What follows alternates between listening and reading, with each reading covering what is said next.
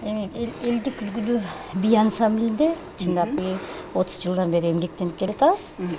Эми оорчулугу кандай десем, үй бүлөдө кандай болсо, шаттык бишилер тобунда да ошондой эле да. Бул чоң бир үй бүлө деп айтсам болот да, шаттык бишилер тобучу.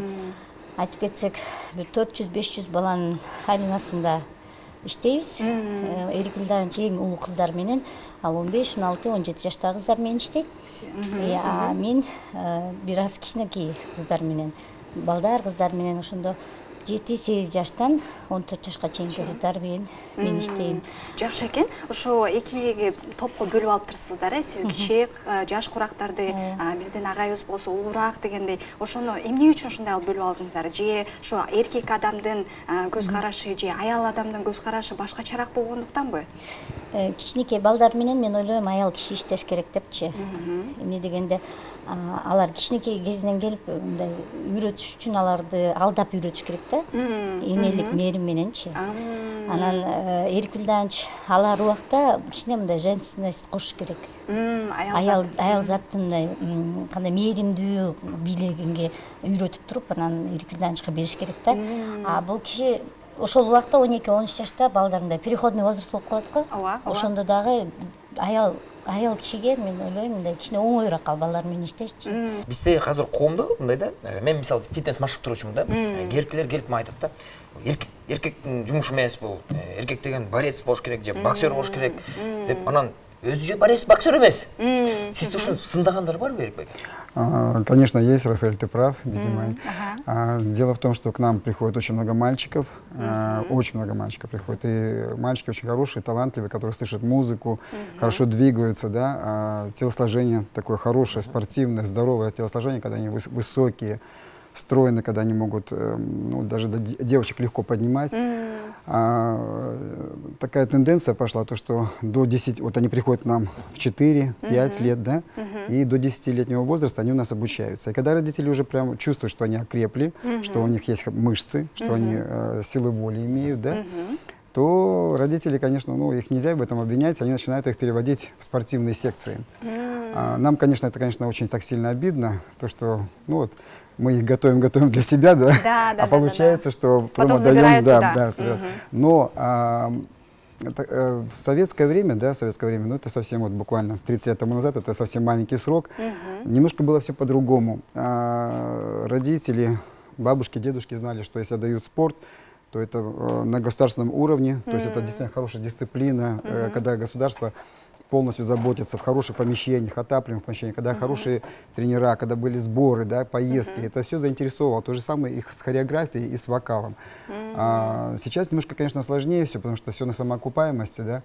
И тенденция есть такая, что родители даже многих в спорт не отдают, да, потому что это тоже, зачем тебе это нужно, ну, там, бизнесом заняться, или еще чем-то. Научиться, как нужно правильно деньги зарабатывать, да? Ну, к сожалению, печальная такая вот новость, но с другой стороны радует, да, то, что когда наши, как вы сказали, знаете, вот спортсмены, да, которые именно сами силу воли имеют, характер имеют, которые доказывают, что они могут победить, да, несмотря на, ну, спортивные сооружения, которые у нас, ну, к сожалению, не строятся, которые есть, да, и подтверждают свое мировое значение вместе с тренерами. Это, конечно, большой пример. То же самое и у нас. Вот, у нас не сказать, что такая большая зарплата, но, слава богу, у нас есть хорошая база, центр СИТЭК, это, ну, и где дети занимаются, приходят чистые балетные залы, где родителям удобно привезти в центр города, то есть, и они тепло, видят, комфортно, да, и они видят, что есть результат, дети выступают, и есть результат, то, что получают физическую нагрузку, эстетическую нагрузку.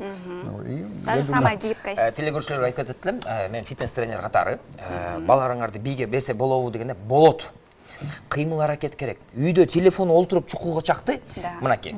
Бияка келсин, сейтекке барып, машыксын, бийлесин. Биз социумда жашайбыз. Биз эч качан унутпашыбыз керек. Ошол сер үйгө камап койгон бала эртеңки күнү башка бирөөлөр айтат, ай мындай кылба, бул эркек эмес, мындай кылба, эркек эмес. Өзү колунан эчтеке келбеген кишилер ошондой да. Совершенно верно. Ошон үчүн балдарыңарды социумга бергиле. Аяка барат, башка улуттун балдары менен көрөт, башка улуттун тарыхын кызыгат, өзүнүн улуттун тарыхын башка бирөөлөргө үйрөтөт. Ошондо биз өсөбүз. Өнүгүү ошондой болот, социумдочу. Анан бир үйгө камап коюп эле, аны эч жака чыгарбай эле, бул жаман, бул жакшы деп өзүбүздүн түрткөнгө болбойт. Бала өзү тандаш керек. Кичинекей балдар апасы алып келет бийге, анан атасы айтат да, кереги жок бийдин, эмне кылат, бул кыздардын бийлерин, балдар эмнеге бийлейт депчи. Ошо адамдардын ой жүгүртүүсү кичине башкачараак туура болуп эмес, жатат, ал ой жүгүртүү туура эмес, эмне дегенде биз ал балдарды, эркек балдарды эмнеге үйрөтөбүз, кандай кыз балага кандай отношение кылышты, мамилени. Эгерде мындай мектепти бүтүрүүчүлөр болгондо дагы ал бала кыздын колун кандай кармашты билет, расстояние кандай болушту билет, бийлегенди, ошону кантип алып жүрүштү, сүйлөгөндү, кантип жырлаш керек. Аял затын кантип сыйлаш керек деген экен да. Биз менен бийлеп атканда биз азыр вальс бийледик го, биздин балдар да ошондой бийлейт да. Алар да кадимкидей кызды монтип кармап, бапестеп бийлешет да. Анан ошондой эле өзүнүн апасына дагы ошондой мамиле кылат кийин бүткөндөн кийинчи. Эң биринчи тартип. Тартип жок болсо мен абдан жаман көрөм. Мен группада мындай башка мугалимдердин кыздар мага келгенде, жаңы кыздар келгенде, мындай ата-энелер мындай кылат да, бир күн алып келсе, 2 күн алып келбей, бир күн келип, бир күн келбей, ошентип анан программадан отставать этип калабыз да. Ошону түшүнө билбей калабыз, Анан ата-энелер түшүнбөй, кээ биркилер түшүнөт, жакшы түшүнүшөт, кээ биркилер түшүнбөйт. Анан эмне үчүн биз мындай билбей калдык, антип калдык, мынтип калдык деп калып да. Эгерде айда 4 жолу, 5 жолу, бирок мен отургузуп алып, баарын жыйнап алып, кыздар менен сүйлөшөм.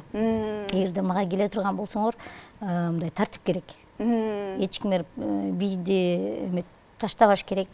Башынан келдиңерби, ушу аягына чейин чыгыш керек депчи. Ооба, туура айтасыз. Ошо тарбия боюнча дагы сөз кылалы. Ошо айтыңыздар да, көп ата-энелер түшүнбөйт деп. Келгенде бир күн калтырып коюшат, экинчи күнү кайра келишет. Ушундай болуп, андай ошого балдар аягына чейин чыгабы? Уланта кете беришеби же калып калышабы орто жолдон дегендейчи? Кандай эми ошондой ата-энелерге мен өзүм да айтып коеюн, эркинден ачып билбейм, бирок каттуу мамиле кылам да, ошондой ата-энелергечи каттуу сүйлөшөм. Биринчи келгенде мындай керс сүйлөшүп коюшу мүмкүн да. Эмне үчүн кыз баланын таланты болуп турса, ата-энеси түшүнбөй турса да, эмне үчүн мындай момундай болот деп. Бала уктап калыпмын, апам бүгүн барба бала кара деп калды. Ушундай эмелер көп да.